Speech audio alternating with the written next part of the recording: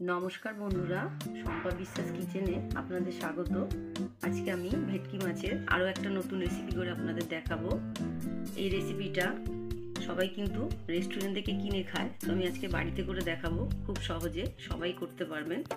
আমি আজকে fish butter মশলা করে দেখাবো। তো চলুন তাহলে কিভাবে করেছি দেখে নেওয়া যাক। আমি ফিশ বাটার মশলা বানানোর জন্য ভেটকি মাছ নিয়েছি। আপনারা চাইলে অন্য কোনো মাছ দিয়েও করতে পারেন। মাছটাকে প্রথমে ম্যারিনেট করব। একটু লেবুর রস দিয়ে দিচ্ছি,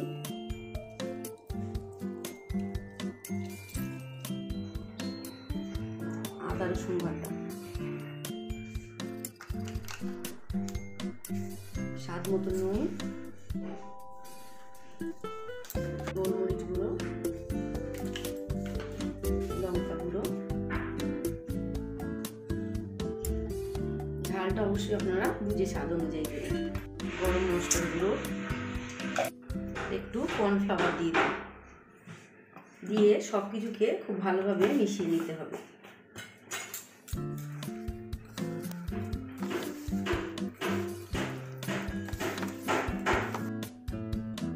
সব মশলা মাছের মধ্যে খুব ভালো করে মেশানোর পরে আমি এটাকে 10 মিনিট একটু ঢেকে রেখে দেবো। তারপরে রান্নাটা করব। কড়াতে সাদা তেল দিয়ে দিচ্ছি। তেলটা খুব ভালোভাবে গরম করে নিতে হবে। একটু কড়ার গায়ে ঘুরিয়ে নিচ্ছি।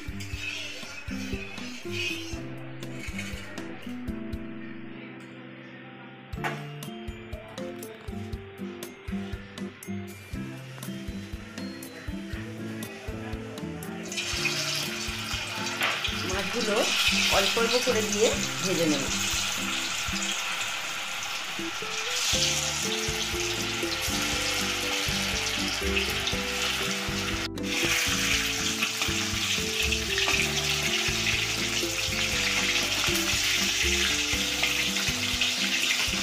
মাছগুলো উল্টে পাল্টে দুদিকে একটু ভেজে নিতে হবে।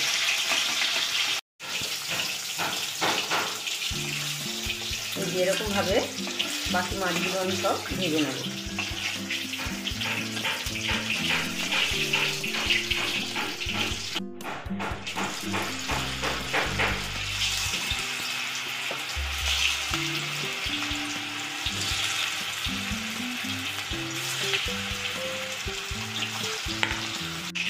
মাছগুলো আমার সব ভাজা হয়ে গেছে।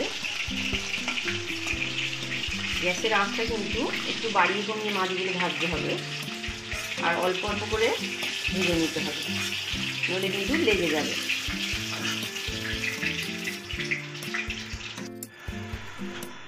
মাছ ভাজার তেলের মধ্যেই আমি দুটো বড় সাইজের পেঁয়াজ একটু বড় বড় করে টুকরো করে কেটে নিয়েছি। একটু হালকা করে ভেজে নেব।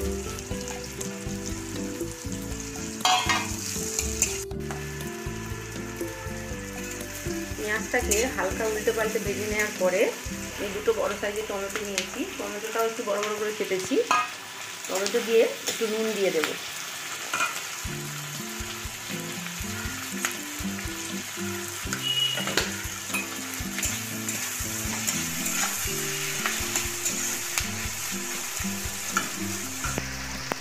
কাজু বাদাম দিয়ে দিচ্ছি। আমি ভাঙা কাজু ব্যবহার করছি।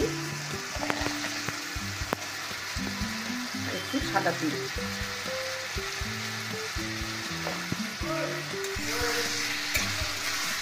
সব কিছু দিয়ে একটু উল্টে পাল্টে দিয়ে একটু ঢেকে দিচ্ছি। আদা রসুন আর কয়েকটা কাঁচা লঙ্কা দিয়ে এটাকে একটু জল দিয়ে খুব ভালোভাবে বেটে নেব। মশলাটাকে আমি 4-5 মিনিট সময় ধরে গ্যাসের আঁচ কমিয়ে ভেজে নিলাম। মাঝখানে একবার ঢাকনা খুলে আর একবার উল্টে পাল্টে দিয়েছিলাম। একদম মশলা রেডি। এবার আমি এটা একটা বাক্সে তুলে নিচ্ছি, ঠান্ডা করে নেব, তারপর এটাকে বেটে নেব।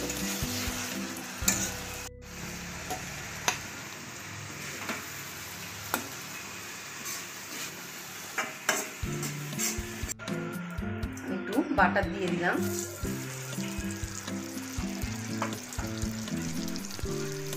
সঙ্গে আর একটু সাদা তেল দিয়ে দেব।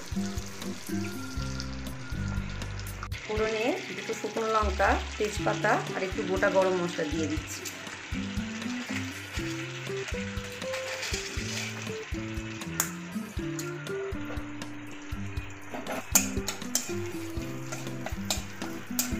ফোড়নে ভালো গন্ধ বেরোলে আমি যে আদা রসুন আর কাঁচা লঙ্কাটা কেটে নিয়েছি ওটা দিয়ে দিচ্ছি।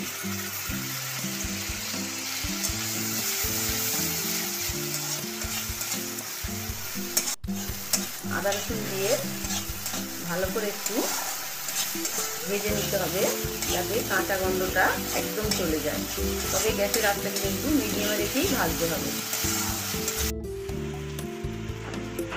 আদা রসুনের কাঁচা গন্ধ চলে গেলে আর একটা মশলা যেটা রেডি করেছিলাম ওটাকে আমি বেটে নিয়েছি, ওই মশলাটা দিয়ে দিচ্ছি। এর মধ্যে বাকিও মশলাগুলো দিয়ে দেব। জিরে গুঁড়ো, ধনে গুঁড়ো, লঙ্কার গুঁড়ো। ঝালটা কিন্তু অবশ্যই বুঝে আপনারা স্বাদ অনুযায়ী দেবেন। আর রঙের জন্য একটু কাশ্মীরি লঙ্কার গুঁড়ো দিয়ে দিচ্ছি। একদম অল্প একটু চিনি,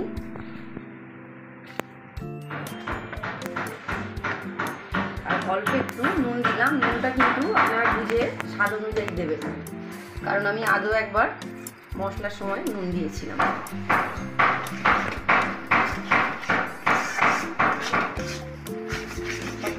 খুব ভালোভাবে কষিয়ে নিতে হবে।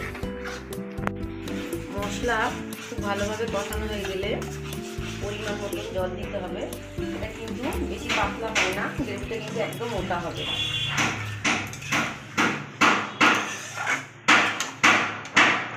ঠিক এরকম হয়। এই সময় নুন আর ঝালের স্বাদটা একটু দেখে নিতে হবে। এটাকে একটু ঢেকে দিলাম। ঢেকে দেওয়ার পরে গ্যাসটাকে আমি জোরে দিয়ে দিয়েছিলাম। খুব ভালোভাবে ফুটতে আরম্ভ করলে আমি আস্তে করে দিয়েছিলাম। মোটামুটি 4 থেকে 5 মিনিট হয়েছে। খুব ভালোভাবে ফুটিয়ে নিয়ে একদম রেডি করে নিতে হবে, কারণ মাছ দিয়ে কিন্তু এটাকে আর বেশি ফোটানো যাবে না। একদম রেডি।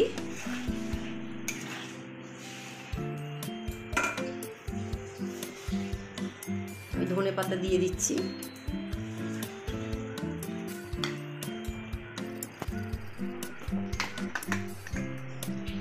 একটু গরম মশলার গুঁড়ো দিয়ে ভালোভাবে মিশিয়ে নিতে হবে।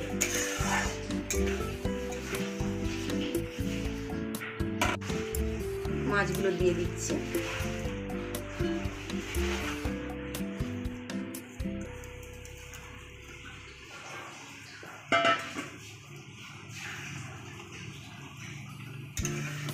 মাছ দেওয়ার পরে গ্যাসটাকে জোরে দিয়ে একটুখানি ফোটালে গ্যাসটা কিন্তু অফ করে দিতে হবে, নাহলে কিন্তু মাছ ভেঙে যাবে।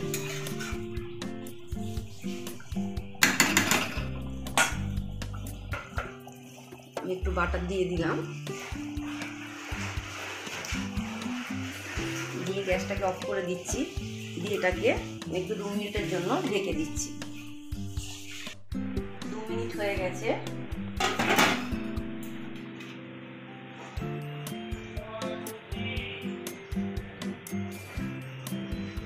গরম গরম একদম পিস বাটার মশলা দিয়ে ভাত, রুটি, যে কোনো ধরনের রাইস সব কিছুর সঙ্গে কিন্তু এটা খাওয়া যাবে। আশা করি ভিডিওটি আপনাদের ভালো লেগেছে। অবশ্যই আপনারা বাড়িতে এটা ট্রাই করবেন। আর ভিডিওটি ভালো লেগে থাকলে লাইক ও শেয়ার করুন।